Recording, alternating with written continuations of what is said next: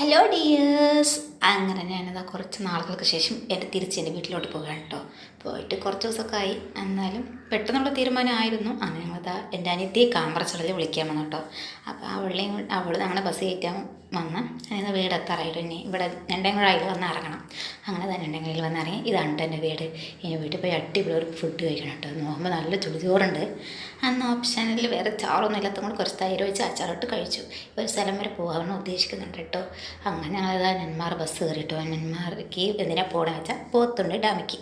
അങ്ങനെ ഞങ്ങൾ നെന്മാർ സ്റ്റാൻഡെത്തി. സ്റ്റാൻഡിൽ നിന്ന് ഇനി പോത്തുണ്ടി ഡാമിക്കുള്ള ബസ്സുണ്ട്. അപ്പോൾ ഞാൻ അവിടെ പോയിട്ടോ അങ്ങനെ ഇവിടെ എത്താറായി.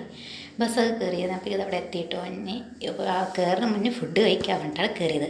നല്ല അടിപൊളി ഫുഡ് എന്ന് പറയാനല്ലോ ഓക്കെ ആയിരുന്നു. അതിൻ്റെ മുതലാളി മാത്രം കഴിക്കാൻ പറ്റില്ല.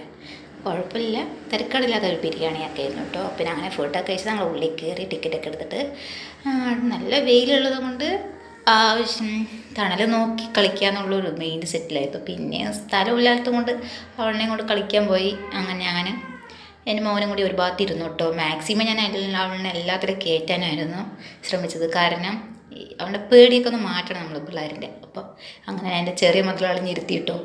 അവൻ്റെ വിചാരം ഇത് വണ്ടിയാണ് പറഞ്ഞിട്ട് ഒരേ വണ്ടി വിടലാണ്. അങ്ങനെ അവനെ കുറച്ച് നേരം എല്ലാം കളിപ്പിച്ച് വിട്ട് പിന്നെ അങ്ങനെ ഞങ്ങൾ തിരിച്ച് ബസ് കയറണം. അങ്ങനെ ഞങ്ങൾ ബസ്സൊക്കെ കയറി ഇനി വന്ന് ഒരടി കൊല്ലംകോട് ബസ്സായതുകൊണ്ട് കൊല്ലംകോട് പോയി ഇറങ്ങാം കേട്ടോ. അപ്പോൾ കൊല്ലംകോട് പോയി ഞങ്ങൾ ഇറങ്ങി ഒരാവശ്യം ഉണ്ടായിരുന്നു. അങ്ങനെ ഇതാ വരുമ്പോൾ നൊങ്കൊക്കെ വാങ്ങിയിട്ട് വന്നത്. ഞങ്ങളത് ചെറുപ്പത്ത് ഒരുപാട് എൻ്റെ ഉപ്പ കൊണ്ടുവരുന്ന ഒരു സാധനമായിരുന്നു കേട്ടോ. നല്ല ഇഷ്ടമാണ് ഇത്. അങ്ങനെ വരുമ്പോൾ മന്തി വാങ്ങിയിട്ട് വന്നിട്ടുണ്ടായിരുന്നു കേട്ടോ. അടിപൊളി മന്തിയായിരുന്നു, നല്ല ടേസ്റ്റൊക്കെ ഉണ്ട്.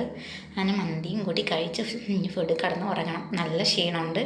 ഒന്ന് ഉറങ്ങി എണിച്ചാൽ കൊള്ളാമെന്നുണ്ട്. അങ്ങനെ ബൈ ഗായ്സ്. ഉറങ്ങി അടുത്ത വീഡിയോ ആയിട്ട് വരാം.